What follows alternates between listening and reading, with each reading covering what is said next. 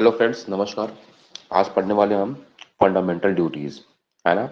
तो होता क्या है, ये आता है फंडामेंटल ड्यूटीज जो है 42nd अमेंडमेंट्स आता है। ये ओरिजिनल कॉन्स्टिट्यूशन में नहीं होता है। होता क्या है, कांग्रेस पार्टी जो है 1976 में एक कमेटी बैठाती है, सरदार स्वरण सिंह कमेटी। सरदार स्वरण सिंह कमेटी बैठाती है to make recommendation about fundamental duties. ठीक है। गवर्नमेंट इनके रिकमेंडेशन को एक्सेप्ट करती है as 42nd constitutional amendments. Okay. अब वो क्या होता है कि ये नया पार्ट ऐड होता है, part 4A in the constitution, और एक नया आर्टिकल जुड़ता है, आर्टिकल 51A। ओके। अब ये कहाँ से लिया गया है? Inspired from the constitution of USSR, former Soviet union और प्रेजेंट रशिया। ठीक है। कुछ रिकमेंडेशन जो थे कमेटी के, वो एक्सेप्ट नहीं किए गए। वो कौन से रिकमेंडेशन थे? Provide for imposition of such penalty और पनिशमेंट, कि भाई अगर ड्यूटीज आप फॉलो नहीं कर रहे हो तो कुछ पनिशमेंट भी मिलेगा आपको। तो ये गवर्नमेंट ने इम्प्लीमेंट नहीं किया इसको। No in law imposing such penalty और punishment shall be called in question in any court. Judicial review को भी कैंसिल कर रहे थे, तो इसको भी उन्होंने एक्सेप्ट नहीं किया। Judicial review is part of basic structure.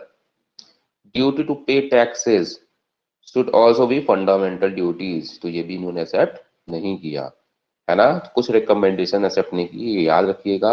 और हो सकता है ये प्रीलिम्स ओरिएंटेड के लिए इंपॉर्टेंट हो। ओके। अब कौन कौन से फंडामेंटल ड्यूटीज हैं? ठीक है। It shall be duty of every citizen of India to abide by the constitution and respect its ideals and institution. National flag, national anthem, important है ये। To cherish and follow the noble ideals that inspire the national struggle for freedom, to uphold and protect the sovereignty, unity and integrity of India, ये भी important है। To defend the country and render national service when called upon to do so, ये भी important है। To promote harmony and spirit of common brotherhood amongst all people of India, transcending religious, linguistic and regional or sectional diversities। तो ये para जो statement है वो diversity को address कर रहा है। To value and preserve the rich heritage of country's composite culture. Okay. To protect and improve the natural environment including forest. अब याद रखिएगा डीपीएसपी में भी है इन्वायरमेंट जो है, और इसमें भी है। ओके। तो ऐसे क्वेश्चन आ सकता है कि भाई saving environment is included in which part of constitution. DPSP में भी है और इसमें है, फंडामेंटल ड्यूटीज में भी है। तो आप यूपीएससी के पीवाईक्यू से, जब यूपीएससी पीवाईक्यू से आप जाओगे तो आपको आइडिया लगेगा कि पढ़ना कैसे है, किस टाइप के क्वेश्चन फ्रेम किए जा सकते हैं। To develop scientific temper, humanism and spirit of inquiry and reform, to safeguard public property and to abjure violence, ये भी टीपीएसपी में है। To strive towards excellence in all spheres of individual and collective activities so that the nation constantly rise to higher level of endeavor and achievement। Okay.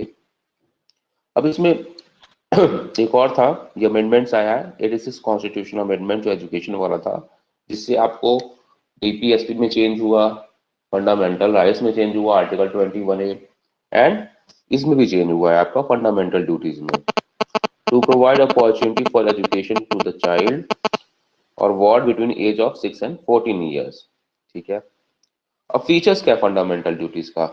तो are confined to citizens only, ये apply नहीं होंगे foreigners को, याद रखिएगा। The fundamental duties are also non justiciable, ऐसा नहीं कि भाई आपको जैसे कोर्ट में जाके इसको जस्टिफाई कर सकते हो इसके वायलेशन के लिए।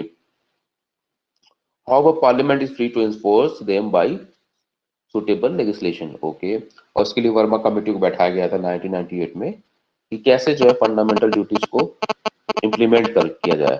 कौन सी कमेटी बैठी है इसके लिए? वर्मा कमेटी, याद रखिएगा 1998। Okay. That's today for guys.